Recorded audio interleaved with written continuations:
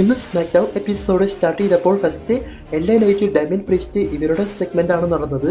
അപ്പോൾ ഈ സെഗ്മെന്റിനെ പറ്റി പറയുന്നതിനേക്കാൾ മുൻപായിട്ട് ഇന്നത്തെ സ്മാക്ക് ഡൗൺ എപ്പിസോഡ് എങ്ങനെയുണ്ട് എന്ന് ചോദിച്ചാൽ അത്ര സെറ്റായിട്ടൊന്നും തോന്നിയില്ല. അതായത് ഒരു ആവറേജ് ഷോ ആയിട്ടാണ് തോന്നിയത്. ഇനി ഈ സെഗ്മെന്റ് എല്ലാം നോക്കുന്നതിനേക്കാൾ മുൻപായിട്ട് WWE പല റെസ്ലേഴ്സിനെയും ഇന്ന് റിലീസ് ചെയ്തിട്ടുണ്ട്. അതായത് സ്മാക്ക് ഡൗൺ നടക്കുന്നതിനേക്കാൾ മുൻപൊക്കെ. അപ്പോൾ ആ ഒരു ലിസ്റ്റിൽ നമ്മുടെ ബ്രോൺ സ്ട്രോമനും ഉണ്ട്. അതായത് ബ്രോൺ സ്ട്രോമൻ, ഡെക്കോ ടെക്കായ്, ഷെയ്ന ബേസ്ലർ, അതുപോലെ റോസ് സ്മാക്ക് ഡൗൺ ബ്രാൻഡിലൊക്കെ ടാഗ് ടീമായിട്ട് വർക്ക് ചെയ്ത കെയ്റ്റൻ കാർട്ടർ ആൻഡ് കത്താന ചാൻസ് ഇവരെയെല്ലാമാണ് മെയിൻ റോസ്റ്ററിൽ നിന്നും റിലീസ് ചെയ്തിട്ടുള്ളത്. അതുപോലെ NXT നോക്കുന്ന സമയത്ത് എഡി തോർപ്പ്, ജക്കാറ ജാക്സൺ, കോറ ജേഡ് ഇവരെയെല്ലാം റിലീസ് ചെയ്തിട്ടുണ്ട്. ഇത് കൂടാതെ പല റെസ്റ്റേഴ്സിനെയും റിലീസ് ചെയ്തിട്ടുണ്ട്. മെയിൻ ആയിട്ടുള്ളതാണ് ഞാൻ പറഞ്ഞത്. അപ്പോൾ ഇതിൽ ബ്രോൺ സ്ട്രോമന്റെ റിലീസാണ് വളരെയധികം വിഷമകരമായിട്ടുള്ള ഒരു കാര്യം.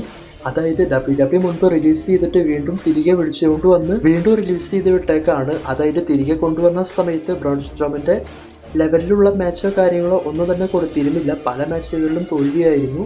ഇപ്പോഴിതാ റിലീസ് ചെയ്ത് വിട്ടേക്കാണ്. ഇതോടുകൂടി ബ്രോൺ സ്ട്രോമൻ എന്ന റെസ്ലറുടെ കരിയർ ഏകദേശം എൻഡ് ആയിട്ടുണ്ട്. ഇനി ഒരിക്കലും പഴയ അവസ്ഥയിലേക്ക് തിരിച്ചു പോകാനായിട്ടൊന്നും സാധിക്കില്ല. അതായത് നമ്മൾ മുൻപ് കണ്ട ബ്രോൺ സ്ട്രോമനെ ഇനി ഒരിക്കലും കാണാൻ സാധിക്കില്ല.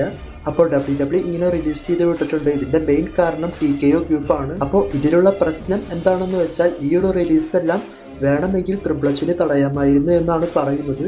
പക്ഷെ ട്രിപ്പിൾ എച്ച് അത് ചെയ്തിട്ടില്ല.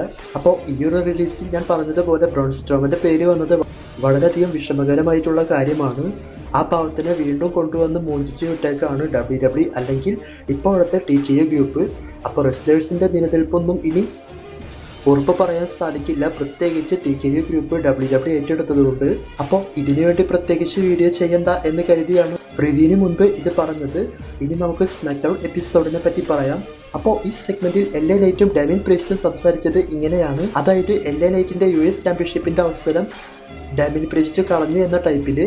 അതായത് LA Knightന് US ചാമ്പ്യൻഷിപ്പ് മാച്ചിന് റീമാച്ചിന് അവസരം ഉണ്ടായിരുന്നു. പക്ഷെ ആ റീമാച്ചിന് പകരം മറ്റൊരു മാച്ചാണ് കിട്ടിയത്. അതായത് ഡ്രൂ മാക്കൻഡയറിന്റെ കൂടെ. അപ്പോൾ ആ മാച്ചും തനിക്ക് വിൻ ചെയ്യാനായിട്ട് സാധിച്ചില്ല. ഡാമിൻ പ്രീസ്റ്റ് അത് കുളമാക്കി എന്നാണ് LA Knight പറഞ്ഞത്. പിന്നീട് ഡാമിൻ പ്രീസ്റ്റ് പറയുന്നുണ്ട്, ഞാനല്ല മാച്ച് കുളമാക്കിയത്, സോളോ സിക്കവയാണ് എന്ന്. അപ്പോൾ LA Knight പറയുന്നുണ്ട്, നീ കാരണമാണ് മാച്ച് തോറ്റത് എന്നൊക്കെ.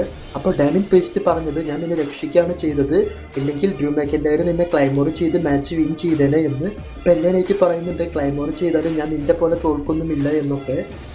അപ്പോൾ ദേഷ്യം വന്ന ഡാമിൻ പ്രീസ്റ്റ് പറയുന്നുണ്ട്, ഇതിനെല്ലാത്തിനും കാരണം നീ റസൽമേനിയയിൽ നിന്റെ US ചാമ്പ്യൻഷിപ്പ് സോളോ സിക്കാവയുടെ കൂടെ തോറ്റതുകൊണ്ടാണ്. പിന്നീട് ഇവരിങ്ങനെ തർക്കിച്ച് മുന്നോട്ട് പോയി. ഇവർക്ക് തമ്മിൽ ഒരു മാച്ചാണ് വെച്ചത്. അപ്പോൾ ഈ മാച്ചാണ് ഫസ്റ്റ് നടന്നത്. ഈ മാച്ചിനെ പറ്റി നോക്കുമ്പോൾ അത്യാവശ്യം നല്ല മാച്ചായിട്ടാണ് തോന്നിയത്. അപ്പോൾ ഈ മാച്ചിന്റെ അവസാനത്തിൽ എന്താണ് സംഭവിക്കാൻ പോകുന്നത് എന്ന് നമ്മൾക്ക് എല്ലാവർക്കും അറിയാം. അതിന്റെ ഒരു starting back stage show start ചെയ്തപ്പോൾ കാണിച്ചിരുന്നു.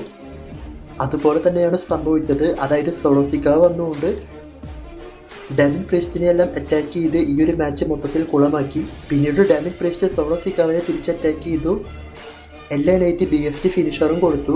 അതിനുശേഷം അനൗൺസ് ടേബിളിന്റെ മുകളിലേക്ക് സോളോനെ എടുത്ത് ചോക്ക് സ്ലാം ചെയ്യാൻ വേണ്ടി നോക്കി ഡാമിൻ പ്രീസ്റ്റ്. ആ സമയം US ചാമ്പ്യൻ ജേക്കബ് ഫട്ട് വന്നുകൊണ്ട് ഇവരെ രണ്ടുപേരെയും ഭയങ്കരമായി അറ്റാക്ക് ചെയ്തു. ഇനി മറ്റൊരു ബാക്ക് സ്റ്റേജ് സെഗ്മെന്റ് ഇത് പകുതിക്ക് വെച്ചാണ് നടന്നത്. എന്നാലും ഇപ്പോൾ പറയാം. അതായത് US ചാമ്പ്യൻഷിപ്പ് മാച്ച് ബാക്ക്ലാഷിൽ നടക്കാൻ പോകുന്ന കാര്യത്തെ പറ്റി പറയുന്നുണ്ട്. അപ്പോൾ നിക്കാൾ ഡിസ് ഇവർക്ക് 3 പേർക്കും ട്രിപ്പിൾ ത്രെഡ് മാച്ച് വെച്ചു. LA Knight, Damien priest, Jacob ഫാട്ടു ഇവർക്ക് ട്രിപ്പിൾ ത്രെഡ് മാച്ച്. അപ്പോൾ സോളോ സിക്കാവ പറയുന്നുണ്ട്, ഡ്രൂ മാക്കൻഡയർ ആണ് US ചാമ്പ്യൻഷിപ്പിന്റെ നമ്പർ 1 കണ്ടൻഡർ ആയത് എന്നൊക്കെ. അപ്പോൾ തന്നെ ഇത് ഫാറ്റൽ 4-way മാച്ചാക്കി വെച്ചു. അതായത് സോളോ സിക്കാവ കാരണം ജേക്കബ് ഫാട്ടുവിന് 8ന്റെ പണി കിട്ടി എന്ന് വേണമെങ്കിൽ പറയാം. അതിനുശേഷം tag team match Nathan Frazer and Axiom forces pretty deadly ഇവർക്കാണ് ഈ ഒരു ടാഗ് ടീം മാച്ച് നടന്നത്. അപ്പോൾ ഈ മാച്ച് നല്ല മാച്ചായിട്ടാണ് തോന്നിയത്. മാച്ചിന്റെ അവസാനത്തിൽ ഇവരുടെ കോംബോ ഫിനിഷറായ ഫാനിഷ് ഫ്ലൈ അതുപോലെ തന്നെ ഫിനിക്സ് ഫ്ലാഷ് ഇത് രണ്ടും ചെയ്തുകൊണ്ട് ആക്സിയം ആൻഡ് നെയ്തൻ പ്രൈസർ ഇവരാണ് ഈ മാച്ച് വിൻ ചെയ്തത്. അതിനുശേഷം വുമൺസിന്റെ ഒരു സെഗ്മെന്റ് നടന്നു. അപ്പോൾ അതിനെപ്പറ്റി പ്രത്യേകിച്ചൊന്നും പറയുന്നില്ല. ആ സെഗ്മെന്റ് കണക്ട് ചെയ്ത് മെയിൻ ഇവന്റിൽ മാച്ച് വെച്ചിട്ടുണ്ട്. അപ്പോൾ തന്നെ നിങ്ങൾക്ക് മനസ്സിലായി കാണും. പിന്നീട് അലിസ്റ്റർ ബ്ലാക്ക് ഫോഴ്സസ് മിസ് ഇവരുടെ മാച്ചാണ് നടന്നത്.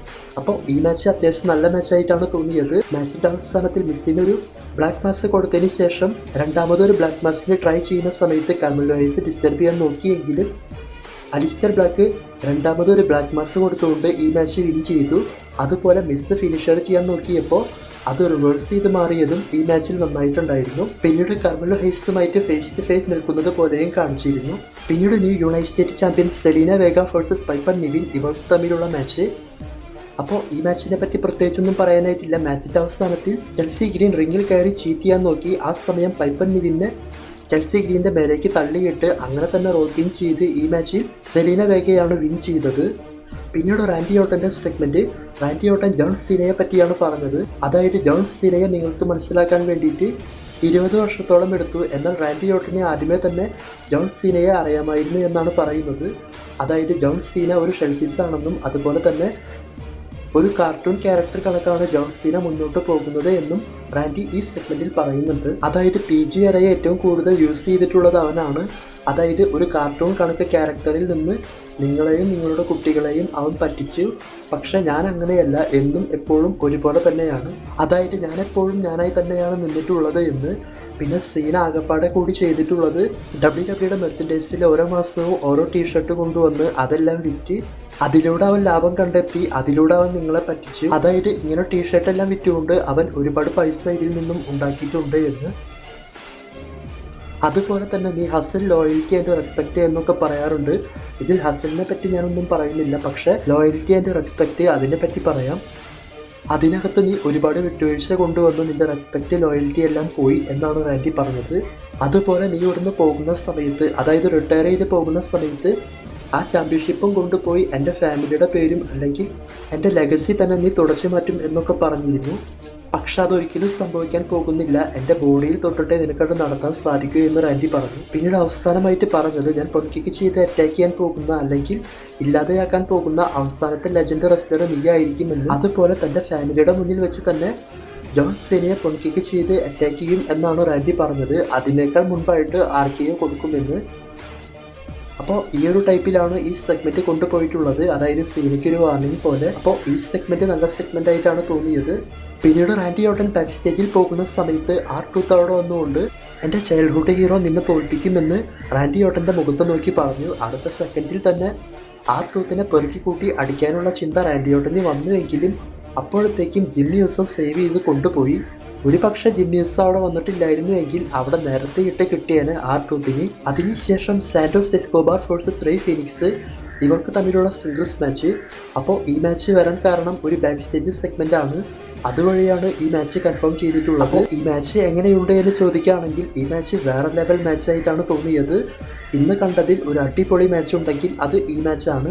രണ്ടുപേരുടെയും പെർഫോമൻസ് അടിപൊളിയായിട്ടുണ്ട്.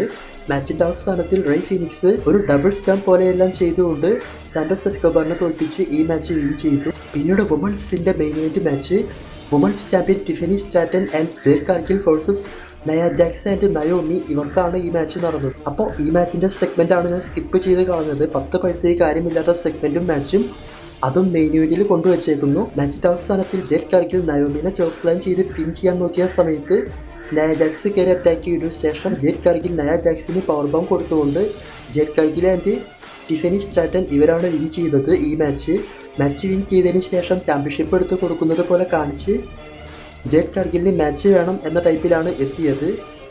അങ്ങനെ ഇവർ നിൽക്കുന്ന സമയത്ത് നയോമി വീണ്ടും കയറി ജേഡ് കാർഗിലിനെ അറ്റാക്ക് ചെയ്തു. ശേഷം ആ ഒരു അറ്റാക്ക് ഓട്ടോമാറ്റിക്കായിട്ട് ടിഫനിക്കും കിട്ടി. പിന്നീട് നയോമിയും ഈ ഒരു ചാമ്പ്യൻഷിപ്പ് എടുത്ത് നിൽക്കുന്നുണ്ടായിരുന്നു. അപ്പോൾ ട്രിപ്പിൾ ത്രെഡ് അല്ലെങ്കിൽ ഫാറ്റൽ 4 ആയിരിക്കാം ഇവർ പ്ലാൻ ചെയ്യുന്നത്. എന്തായാലും പൂർണ്ണ മെയിൻ ഇവന്റ് ആയിരുന്നു ഇന്ന്. സ്മാക്ക് ഡൗണിനെ പറ്റി നിങ്ങളുടെ അഭിപ്രായം കമൻറ്റ് ചെയ്യാം. മറ്റൊരു വീഡിയോയുമായി കാണുന്നവരെ ബൈ. Thanks for watching.